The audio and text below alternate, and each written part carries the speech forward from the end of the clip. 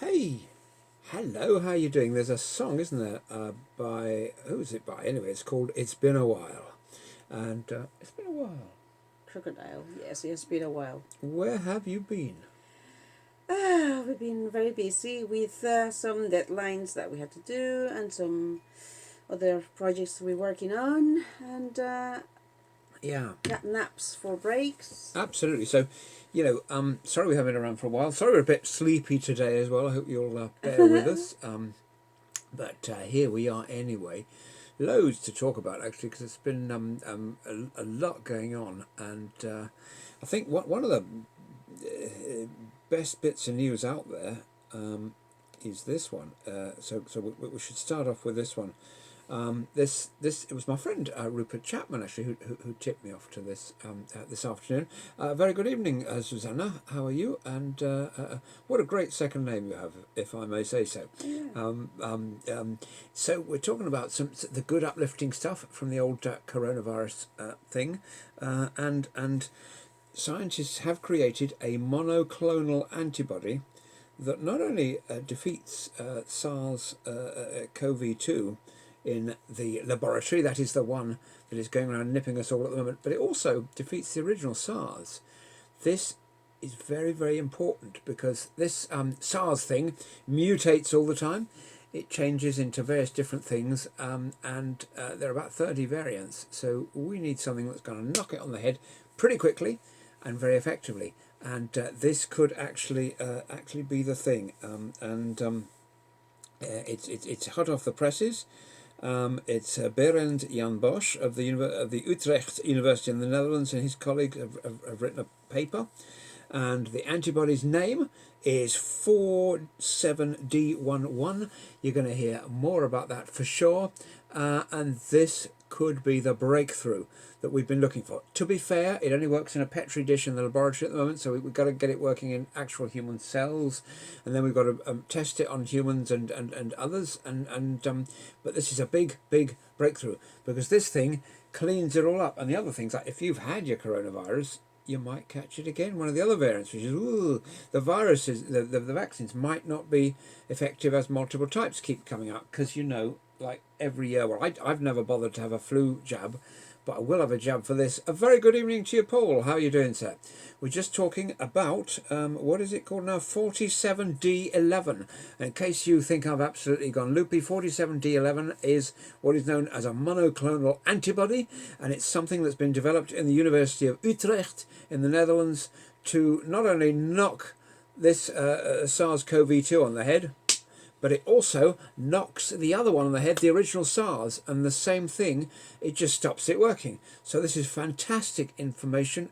Obviously, we're a long way from something that can be injected into my arm, but this is or your arm, it's a big leap forward. It's a big leap forward in our fight against this horrible, invisible enemy that is stopping me at the moment from going around town on my bicycle and getting all the sunshine that I need and all the fresh air and this kind of thing. So, it's a huge leap forward in our struggle. And the great thing. Hello, Paul, Mr. Paul. That's two Paul and Matt as well. But yeah, Paul from Colchester is with us again this evening. So I'm going to have to say again, 47D11, which is a big breakthrough from the University of Utrecht, and it's something that might squish the coronavirus outbreak immediately, because it not only stops the coronaviruses, it stops the original SARS as well, stops in its tracks, stops the spiky things on the outside from working, and so this could be the answer that we've been hoping for. But fingers crossed, and we will follow that story and keep you posted. Is it that for all coronavirus kind of? Well, it's certainly for those. It targets the bits on the surface, because if you've seen these pictures, it's got these little hooks on the outside that hook into the cells and claw their way in, so it just zaps them. Claire, hello, good evening. We're just talking about some advances from the Netherlands. They've produced something that not only is effective against the current COVID-19, but it's also effective against SARS, the same thing, which suggests that it will be effective against all the mutations of it, because unlike most germs, which all germs mutate as they jump from host to host and everything. But unlike most germs, which mutate and get weaker, this one seems to have been mutating and getting stronger. We do not like it. Yeah. We do not like it. I think the last time I knew, so it's 50 different variations of COVID that there are. There are about there was an early study that indicated about 30. 30. And there was a study about a week ago that indicated that there are 11 really big variants, one of which is more aggressive than it was when it started, and obviously the more aggressive one takes over. It's a bit sort of Darwinian, like, you know, survival of the fittest, but survival of the fittest vaccine ain't something we want, really. No, not really. So, that sounds pretty good news then. Mm-hmm. We absolutely, totally don't. So that has blown me away, even though we're both a bit sort of sleepy today. Yes. It has woken me up and got me all fired up and ready to do a video tonight, because otherwise I was going to sort of have the night off, weren't we? But, you know, we can't, there's no slacking off. So, you know, today, obviously, we heard that there are now more than 30,000 deaths here in the UK from coronavirus. So it's nasty. The government, early on, you may remember, they said it would be a good outcome if we had 20, and we've overshot that mark. But you know, we have passed the peak. And it's falling for the first time since the coronavirus started. And, you know, there's a problem with diagnosing what somebody died from. There is, because, you know, maybe they haven't been tested for the coronavirus.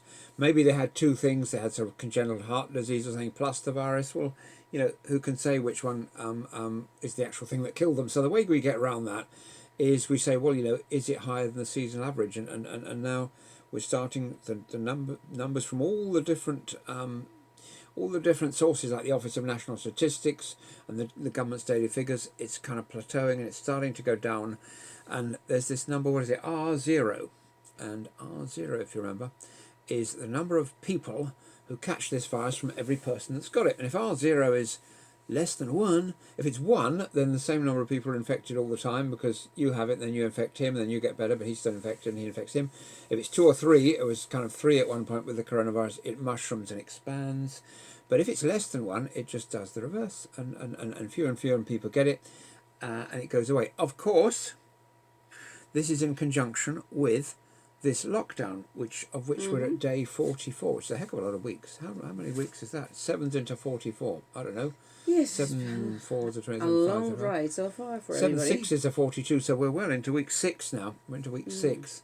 Now, given this thing's got about a 2 or 3 week cycle, the fact that we're into week 6 means that the people who were getting it now are people who are naughty and broke the lockdown and went out in their cars and were walking around when they shouldn't have been. And we had to go into town today. We were doing all the, which is about a mile down the road. We were trying to do all the social distancing things, but there's people on the pavement, in the middle of the pavement, having a chat. So how do you keep 2 meters away from them? So I took my chances. I decided it was kind of better to risk being squished by a car, because there aren't many of those. So for a lot of the journey, I was sort of like standing in the middle of the street, or if it's a T-junction, I'd go into the junction and pretend I was a car trying to get out while these people go past. Mm-hmm. But you know, silly people who should stay at home. Yeah. That's us, by the way.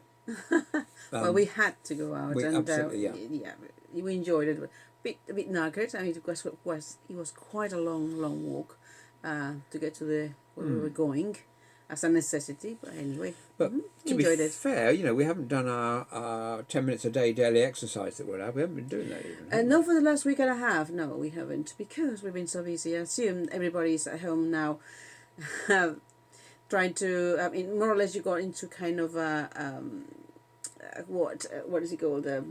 Daily routine and what to do things, and now you are in the gearing process in which you're saying, okay, this is where we are, and now this is what is working for us. So we had last week and a half, we've been kind of working on the projects, and now ready for when all this gets back to some kind of normal. Well, we know for normal. Oh yeah, and you know there's a lot of crap talked about this virus, like it's caused by 5G masts. It isn't. It isn't. Or you know, drinking warm water or something can help to prevent it. It can't. and I've lumped all these things into the crackpot bin, but one of them's just come out of the crackpot bin, which is some vitamin D, and particularly because my very good friend Dr. Mike, with whom I made 2 videos about this earlier on, he flagged this up. There's been a study about vitamin D. Now, what vitamin D does is, among other things, it's good for your bones and blah blah blah blah. But never mind that, it boosts your immune system. So, and that is documented. So, if you've got a stronger immune system and there's some nasty little thing floating around, there's more chance that you'll nobble it. So the problem is that staying at home in lockdown, and a lot of your vitamin D comes from the sun. Yeah. Staying at home in lockdown doesn't make it any easier to nobble that from the old vitamin D. So let's oh yeah, here we are. We have we found an article about it. But anyway, my friend Dr. Mike hasn't said go out and take some vitamin D. Nonetheless, he said that there's been an interesting study that was on his Facebook the other day. He said there's been an interesting study that does seem to suggest a correlation. So vitamin D, the further north you get, the further away from the sun you are. So below, I think it's 25 degrees of latitude. I could be wrong on the actual number there. Below a certain point, which is like North Africa or something, you need more vitamin D. Here in England, we're, I think, 53 degrees north or something like that. So we're way off the scale. So we are down on this. Now, also, people in the BAME groups, black and ethnic minority, they have lower levels of vitamin D2. It's actually called vitamin D3. I mean, vitamin D, also. So, there are sectors of people who are staying indoors as well who might need boosts of vitamin D3. I was looking last night on websites about it. There's one, you can get 10, I'm a geek, okay, but this is important stuff. You can get 10 micrograms or 25, and I'm saying go for the 25 micrograms of vitamin D, and you'll live to fight another day, which is what it's all about, isn't it, really? That's right. Yeah, so lifestyles change completely. Now we have to get ourselves some vitamins, some exercise. Yep, all of that stuff. But so I thought that was it's about balance and resetting our way of living, and just adapting some exercise and good food, quality time with the family. Yeah. Erratics at times, but hey ho. Absolutely. So this is a call from a UK food safety expert. He's professor of food safety at Queen's University Belfast, and he says we should eat oily fish, which I do, although it's not my favourite thing in the world. I've kind of grown to like it, really. Dairy, well, I'm always snacking away at the old butter and cheese. I could just take a big thing of butter and just swallow it whole, but I mean, don't try that at home. What else? Liver. I don't really like liver, but anyway, ooh. So 2 out of 3 ain't bad, as Meatloaf said. And so the dietary changes and definitely boosting the old vitamin D should help, but you don't want to take more than 25 micrograms of vitamin D every day, because it's not one of the fat soluble, it's not one of the water soluble vitamins, so it would build up and you'd sort of go up, ooh, so we don't want to do that. A very good evening, Darren. Thank you for joining us this evening. We're on live from for now until who knows when, we're delighted. Please. Don't know where, don't know when, as Vera Lynn said once said. No. But anyways, yeah. So it's quite possible that the stay-at-home message will end this weekend. But don't get too excited, because the old lurgy is still out there. Boris has definitely said that he's going to look at the numbers over the weekend, and it's possible that things will be lifted. There's this exchange at the Prime Minister's question time where he was being asked by that guy Keir Starmer from the other side, from our Labour Party here in the UK, when will this end? But how can the poor guy win, or anybody who's running the country? Because before the lockdown we were all saying lock us down, and then they lock us down and we were saying let us out. Although a lot of people are still worried that it's too early to end the lockdown, and I reckon here in Cambridge, where we're based, a pretty damn smart place, we're not going to see many people moseying around the streets, even if this lockdown is lifted, given that we went into a sort of self-imposed lockdown while people elsewhere were on the seaside, having fun and eating sticks of rock and all that kind of thing.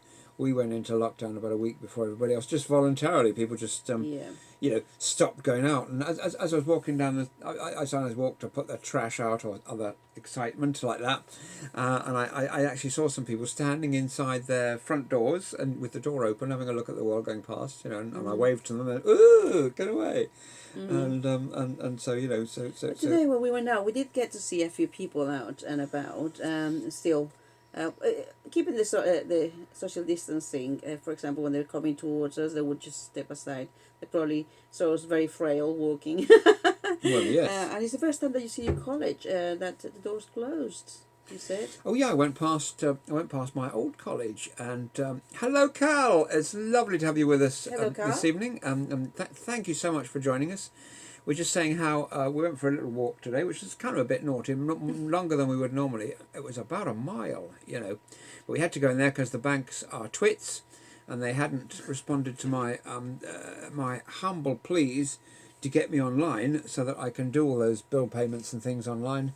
Yes, so we went along today to sort them out. We were going to sort them out. We were going to have a good old chin wag, and I was going to tell them what I wanted. And so we get there, and the branch is of course closed. So then we had a chance to walk back home again, and so we had about a 2-mile walk today. And I was going to find out about the length, but no, this thing didn't. Oh yeah, you got an app that tells you that. But this time it didn't work. The app is. Well, we've been so quiet that the app is like, okay, we're doing nothing today. Well, we have, but it shows you what poor physical state we're in. That we've walked. Oh my God! Yes. Like 2 miles is like what? 3 miles. There and back is about 3 miles. How do you know if you haven't got the because app? Because we've done that walk in the past. I mean, it felt like 43 miles, but what I'm saying is it shows that we're out of condition, we're not at our sort of peaks, and so that, even just a little, and then this evening I walked into a wall, didn't I, at one point? So I was and Irma had a little nap, which is mostly me. Uh-huh. So it obviously took it out of us, that 20-minute walk. Yeah. Man, it's not old age, it's just laziness. It was a beautiful sunny day, Carl. Yes, Carl saying, "Hi guys, hope you're doing well." Yes, we are. We're still here. And yeah, we hope you're doing well as well, Carl. Well. It is. The lockdown days are worst when it's nice outside because you just want to go out there and. Normally, between about 1st of April and about 1st of October, I'm out and about on my bicycle, getting all the old sunshine things. Not when it's raining. I mean, who wants to? So, when it's raining outside, I feel happy to be inside. But when it's not, SAD, isn't it? Seasonal something affected disorder. Yeah. Where people sit in front of a sun lamp. Well, I don't do that. Very naughty. I know. Oh, yeah. I just, I know. It was because of the bank, and what can you do? And it was closed. Which was closed when we got there, so yeah. But were we doing the social avoidance? And we were walking right down the middle of the street, I tell you, and and there's people who are just having a chat with their mates, and they position themselves right in the middle of the pavement, so you can't possibly have a 2-metre separation from them. But the 2 metre, because of all the sort of bogies and snot and things that come out of these people who've got coronavirus, well, it's nasty stuff. It only travels about 1 metre, so if you're 2 metres away from them, you get 1/10 of the amount of nasty stuff, bogies and other things that you would if you were standing right next to them. And we want to avoid other people's bogies, frankly. It's not just not my cup of tea. And imagine the thought of that. A cup of tea, bogies, what an sir. Oh, David. Oh. You know that I think in pictures that's not a very nice one. It is not a very It's rather nice disgusting. one. I'll just have a little sip. Oh dear me. Right. Oh no, not the kind of thing we want to talk about at all. No. So would you believe it? Isn't the world unjust? But according to the Telegraph, which I believe implicitly, Britain has been criticised around the world for its complacent and calamitous coronavirus response, which I think we can agree it was pretty crap. And Carol tells us that we're in the same boat here. I felt exhausted climbing the stairs to pick up mail, heavy breathing. But how come you climb up the stairs to pick up mail or down the stairs? Because I'm wondering whether Carol lives in a secret subterranean lair, sort of bunker populated by nuclear scientists and hobbits, or whether you actually mean going down the stairs. I don't know. I'm all confused. No, I'm all confused now. Ooh. But we live on the first floor, so we're at the top of the stairs, and we have to go down, and then we see the mail there. We don't go anywhere near it because it's crawling with germs. So we just leave it there. It's only bills anyway. Only people want money out of us sending us bills. That's the only time they'd sort of write to you, you know. So Why were we criticised then? According to that. Well, we criticise. It began as, this is such a journalist thing, it began as background mutterings, but has now become a chorus. Yo! Other countries have looked in stunned disbelief at what they've judged to be delays, missteps and complacency in the UK's response to the growing threat posed by coronavirus. And we've now got the highest death toll in Europe. That's nothing to be proud of. Biggest failure in a generation, says the Sydney Morning Herald in Australia, talking about the UK. Where did it all go wrong? Because we've always had this stiff upper lip, keep calm and carry on thing, but that's crap. When there's an illness out there, you dodge the bullets. Oh, Carl had to go down and up to the old post. Well, yes, strictly speaking, we do that as well. We go down, we swoop up the mail. Actually, we don't. We just leave it there. And I do a drop kick now. You know how they these karate guys go. So when I see it, this is true. This is true. I mean, I'm an eccentric fella. Okay. Yes. And so when thank you, my love. So when I see the old mail in the letterbox, I just take the old leg. This one will do nicely. Lovely socks, huh? And I kick at the post, which the postman hasn't couldn't be bothered to stick through the thing, and it falls on the floor. And then about once a week, we sort of very delicately approach and get the envelopes out of there, and then we still don't read it. We stick it on the radiator for a couple of days to dry out any viruses that might be there. So I remember the first thing I saw you doing that. I heard the noise and I thought, what's happening? So I looked, and honestly, you doing karate moves against the door. I used to get those letters. It's amazing. And then, to stop ourselves being arrested today, we went into the local Sainsbury's. Other stores are available, quite near to the bank. So then we were walking back from there, so should we get jumped on by a squad of SAS people jumping out of a helicopter, that's why we did it, you see. That's right. Then we had the plausible deniability of honest officer. I just went to get the shopping. But oh boy, did this arm ache by the end of it, you know. I did offer to help. You were very gallant and charming, but you know, we couldn't do that. We couldn't do that. Mm-hmm. So yeah. We're still not up to 100,000 tests today. Come on, guys. You know, if we really wanted to lick this, there was a scientist who said we should be doing 10 million a week. But, you know, that's just in the cloud cuckoo land, isn't it, really? Although we do have the laboratory capacity to do it if we were all guided by those on high to do it properly. It could be done. Mm-hmm. Well. So... it's lovely to be told by websites that they value our privacy when all we want to do is read the thing. And Irma doesn't know this, but this is the greatest news of the week for us. The Cambridgeshire Recycling Centres are set to reopen next week with strict social distancing rules. Don't you stand too close to my bit of wood that's coming out of my garden, or there'll be trouble. My goodness, when's that due to open? Because I'm looking forward to that. In Cambridgeshire and Peterborough from May the 11th. Strict guidelines, and but I'm not sure quite what that means. Detailed traffic management guidelines. People are advised to only visit the sites if the waste cannot be stored at home without causing a risk to injury or risk of injury to health, whatever that means. Risk of injury to health. Well, if you injure yourself, and it's not healthy. But anyway, so I'm not sure. So, oh, how lovely. Well, kind of lovely. Cal picked up a beautiful Henri Matisse card from a stranger, but then forgot to wash her hands. Ooh, you know that stranger was crawling with head lice. Ooh, ooh. And oh, here's one I made earlier. But you know, yeah, it was funny that they've got this local thing. What do you call it? A WhatsApp group here in our street. I haven't got WhatsApp, but she has, so she joined it. Of helping the neighbours and this kind of thing. And this card comes through the door, and it goes, if you'd like to help the neighbours, here's the details. And I don't think very few actual messages have come through on this group, haven't they? No, they were mostly from us saying help. Yeah. Yeah.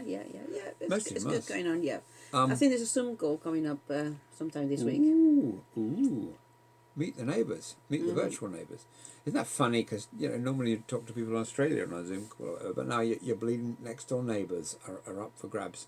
But yeah. So when that thing comes through the letterbox to say, hope, do you need any help or anything? It also says, which is a bit like that original Mission Impossible TV show, where it said this message will self-destruct in 10 seconds. I don't know if you've ever seen that. So that TV show always used to start with this guy, the guy called Jim Phelps. Cal will remember. He was the secret agent for Mission Impossible, and he would come to some sort of unsuspecting location, like it would be a public call box or something, and he'd enter there, and a little key, and the bit where the coins are normally stored would fall apart, and then he'd pull out this little tape recorder and put it on the shelf in the phone box. And then they have this pre-recorded tape, and it would say "Good morning," and this from the sort of secret government department that operated him. "Good morning, Jim. The president of Mesopotamia is currently laundering some money, much to the detriment of our country. Your mission will be to undermine him and bring down his government." And then it would also end at the end. "As usual, if any of your team are caught or captured," which is the same thing, isn't it? "The secretary will deny all knowledge of your actions. This tape will self-destruct in 10 seconds. And then from the back of this tape recorder thing came a little bit of smoke, which looked a bit like steam, really. But anyway, and then there's this music, ding-a-ling-a-ling, indicating that the tape had been destroyed so that the secretary couldn't be nabbed. But that was primetime telly back in the day. And obviously Tom Cruise did those movies later, but the original TV series also had Mr. Spock of Star Trek, not Mr. Stock of Star Trek. But without his ears, the actor Leonard Nimoy, he played a role in there. They were basically going around the world asserting American dominance by using rubber face masks. I think that describes it quite accurately. But I was a great fan when I was a kid. I thought it was terrific, especially an episode where there was an unbreakable code which consisted of them pulling entries at random out of the phone book, which would be quite a difficult one to crack, really, if you didn't know which phone book. Anyway. The good old days, huh? I'm rambling, but there'll be a limit to the number of vehicles on our waste sites. No more than one adult will be allowed to unload a vehicle, so none of this helping me. And no staff assistance. Well, that's normal. That's not just because of coronavirus. When you go down to the municipal dump, it's normal. They don't rush to help you. They just... Well, when you do ask them, they do help. Well, when you ask them, but now they'll say no. So that's even worse. They might as well all be furloughed. Come on, and no vans that require a permit. So I think in another of the where was it? In Nottingham. Oh, they opened the waste recycling centre, and they were turning away cars that were different kind of number plates. Is that right? Oh yeah, I think that was in your neck of the woods, wasn't it? Oh, was it? I think, or somewhere, not here anyway. Mm.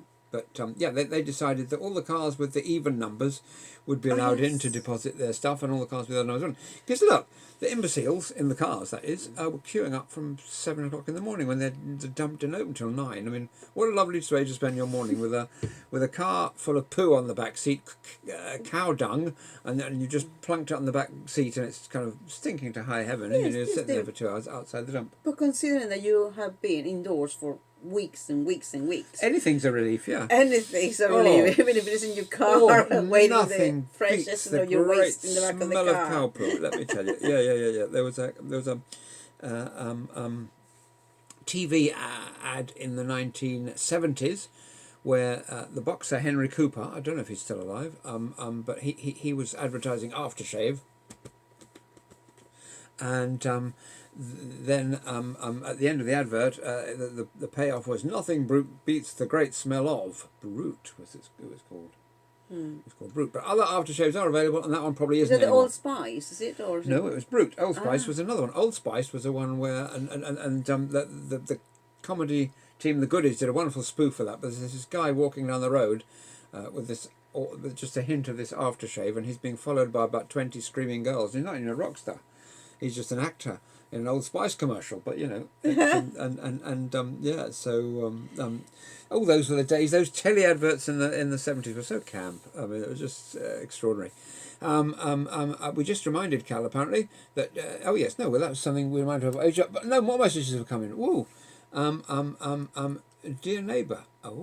Oh, I hope you are well and coping under our difficult circumstances. Should you need any help with shopping, you will find our community very supportive. My name is Slim Shady, and I live at somewhere, but not with my mum. Please get in touch if you need help. My mobile number is. Kind regards. Have no idea who the person is. What a lovely way to welcome a stranger. That is beautiful. I mean, especially to put like a Matisse on the back. Ours was just a photocopied bit of ordinary cheap paper. What cheapskate neighbours we have here, huh? No, I think if I've not, I noticed that Cambridge, they're very much into recycling and all this, very very neutral, very carbon neutral kind of people. Yeah, but that's a beautiful, beautiful thing from you from your neighbours. You're a beautiful person. What else can you expect, Carl? I know you, and well done. What is a llama? Journalists, how do they come up with these stories, these headlines? And in fact, there's separate people who write the headlines to the stories, because the story writers couldn't write headlines, and the headline writers can only string 4 words together. But they do it quite wittily. You were saying that. So these are 2 separate. It's like in the days when the trade unions were quite active here in England. They'd say, "Well, I'm a washer. I'm a nut screwer, so my job is to screw nuts onto the things. You just asked me to unscrew a nut. That's the nut unscrewer's job. I can't possibly do that. Right, brothers, out we come." You know, and the unions were very really active back then. Yes, they were. So I don't know what that's got to do with llamas. I don't know. But anyway, it was to do with headlines and everything. And this is not a red top. This is the Daily Telegraph. The headline: "Sound the alarma." I mean, come on. But anyway, they did. Oh. So there's a llama called Winter, apparently, which is a rather odd name for a llama, and what? A llama called Winter, and yes, they did, and so not to be outdone by the guys in the Netherlands who created a monoclonal antibody to attack SARS-CoV-2. Scientists in Belgium, just down the road, who speak half of Belgium speaks a very similar language to the Netherlands, namely Flemish. But the other half of Belgium who speak French look down on the ones who speak Flemish and get very excited if you speak Flemish in school and tell you to go and stand in the corner. I tell you, it's ridiculous. But anyway, llama's antibodies are apparently easier for scientists to work with than our antibodies. I'm not quite sure, because they're all pretty small, and you'd need very small tweezers to lift these antibodies around anyway, wouldn't you, really? And good evening, Sarah. Thank you for your company this evening. So, llamas, the llama called Winter. They were researching on antibodies, and so what they did is they gave Winter a safe version of SARS and MERS, which wasn't capable of infecting Winter, because we stand up for our llama friends, but it was sufficient for Winter the llama to, this is quite a tongue twister, to produce some antibodies against SARS and MERS. How do I keep my sentences together when we're all just woozy, man? I mean, I don't know how I do it. But anyway, so the short story of this, because this is going on far too long, is that Winter the llama was infected with some SARS-1 and then produced antibodies, and now they're studying these to see if these can be replicated in humans, and so there you go. Not as powerful as the story we led with about the more or less cure to COVID-19 that's been come up with in Holland, in the University of Utrecht, but still pretty damn good.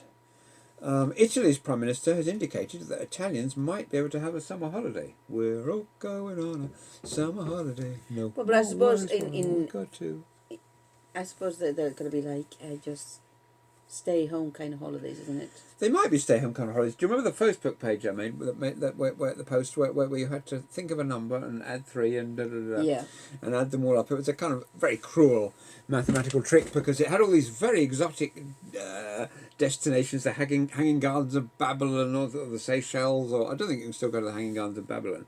But anyways, maybe, but anyway, and Mexico was in there, and then but whichever one however you added these numbers up, it always came as 9, and the answer was 9 was stay at home, you twat, or something. I don't think it actually said that, but it said stay at home. We mustn't use that word, that T word, except David Cameron did once on Radio 4. So that Actually, well, we had planned this year perhaps having one little tiny trip abroad, but mainly we were going to be traveling in the UK. So that doesn't. I mean, it hasn't changed our plans too much. If we do get to ever be out for this lockdown, although we're going to be. So this year we won't be having we will not be having our travelling to Europe, and instead we'll not be travelling around the UK. Is that right? We're just going to stay home. Yeah. So, Okay. but yeah, it's a question of the places we're not travelling to. I mean, we hadn't planned to not travel to Mexico this year, so that's okay. But we had planned to travel to Europe, so we'll be not doing that trip and not doing the other trips, and well, yeah. Yes.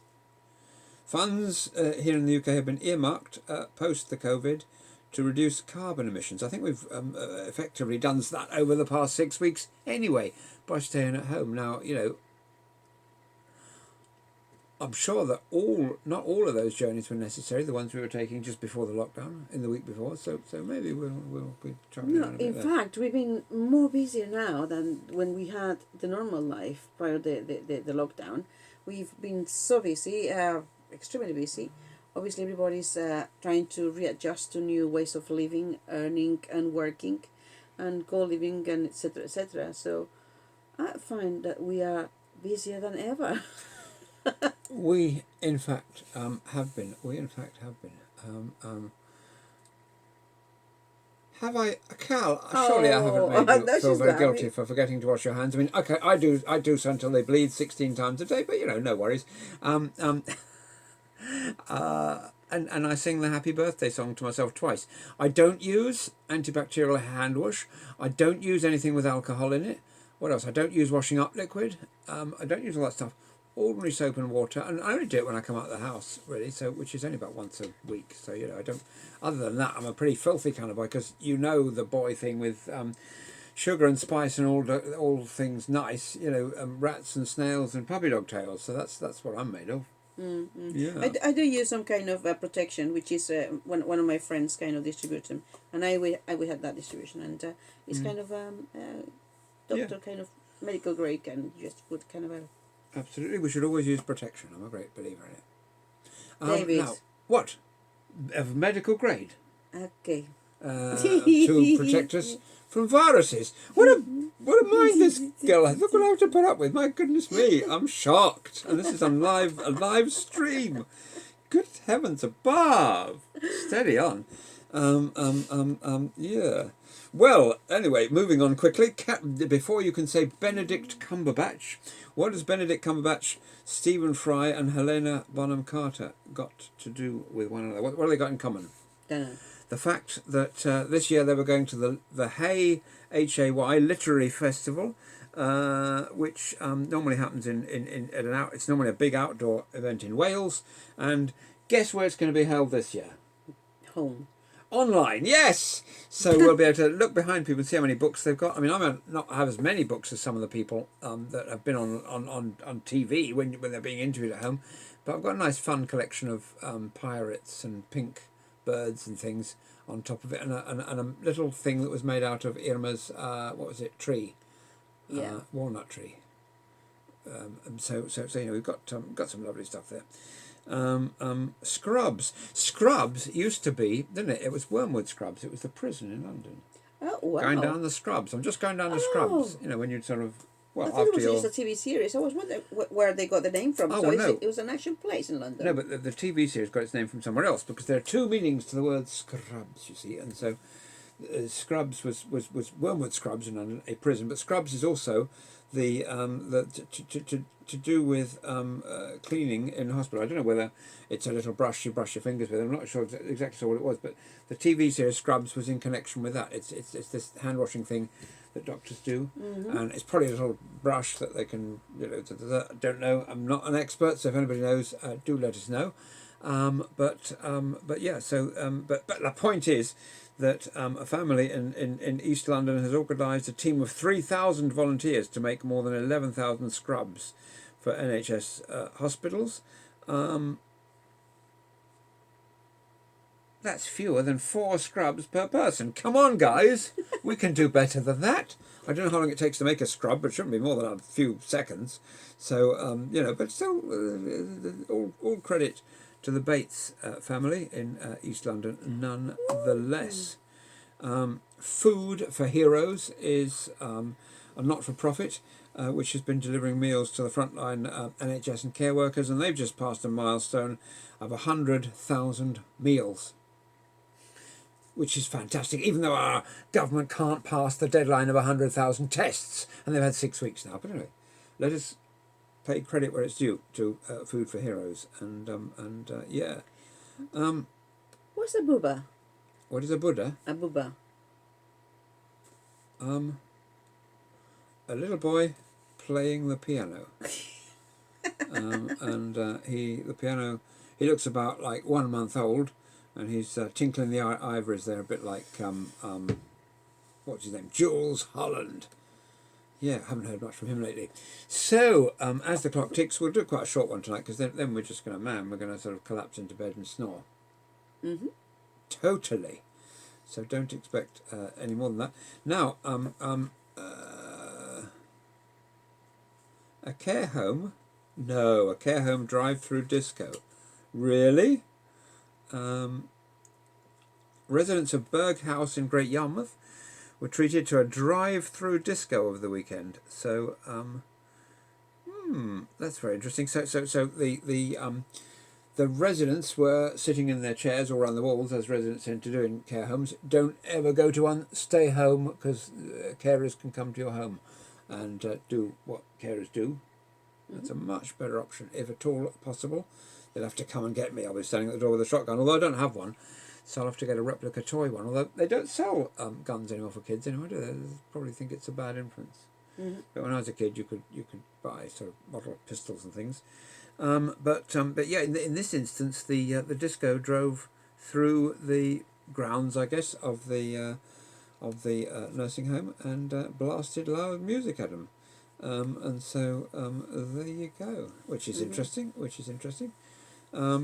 We hear also that healthy over 70s are probably going to have strict lockdown restrictions removed, which is kind of good too, and because it's all positive and it's all onwards and upwards, and actually, as this lockdown continues, apart from being tired because we're working very hard over the last couple of days, it's positive overall. And every time we do stick our heads up across above the parapet, isn't it? Above the parapet, to make one of these, it's all good. It's all good. Yeah, I think it is. We need to really think of something in terms of going back to normal, because a lot of people are having a lot to cope with stress and stress issues and some kind of anxiety for being indoors, and more so that the message has been, I don't know, we never got any kind of guidance on how to pass this message to the little ones in our homes, and there's a lot of anxiety amongst that group of people, or young teenagers or very young children, that they might develop some kind of situation which anxiety in which they have to wash their hands thorough, which is so I think we need to find ways of lightening the mood and just find way to return to normal. We don't want our youngsters to grow up with OCD just because of the great pandemic of 20, which will be called in a few years' time. Wow. They say, "Oh, where were you in the great pandemic?" I was at home, actually, sitting in the living room. How about you? Well, I was at home sitting in the living room. Oh, that's okay. We've got a great bit of camaraderie. There's a bond there. We were both up against it, mate. That'll be talked about in pubs for years, if any pubs ever reopen. That's the question, yeah. It is indeed. It's very much the question. I just came across this one. This is a book that I have, because Everyday Mindfulness. It says, do you know what a mood jar is, or how can you make a mood jar? I have no idea. Well, apparently it's a great meditation tool that you can use when you're stressed, and you can use it to calm your children. And what you need is to place a mix of glue, glitter and warm water in a jam jar. Shake the jar. Imagine that the glitter is your thoughts scattered all over the place. Then watch the glitter settle and feel your thoughts doing the same. I think it's quite a good.